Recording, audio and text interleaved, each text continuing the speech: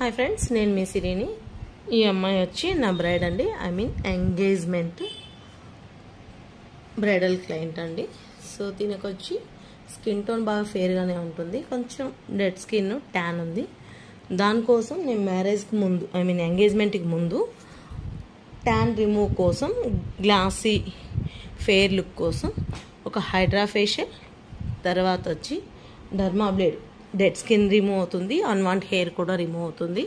తర్వాత eyebrow skin preparation ముందుగానే చేసుకుంటా అండి.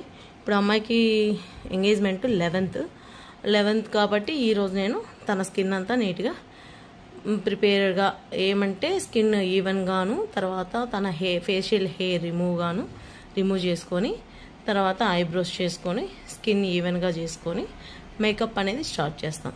సిరి దగ్గర స్పెషల్ ఇదే అండి. సో ఏ బ్రైడల్ క్లయింట్ అయినా సరే ఫస్ట్ తన స్కిన్ టోన్ని ఈవెన్ టోన్ తెచ్చుకొని, ఫేషియల్ హెయిర్ అంతా ముందుగానే రిమూవ్ చేసుకొని, అలాగే ఐబ్రోస్, స్కిన్ని గ్లాసీగా ఫేర్ లుక్ తెచ్చుకొని తర్వాత మేకప్ అనేది స్టార్ట్ చేస్తాం.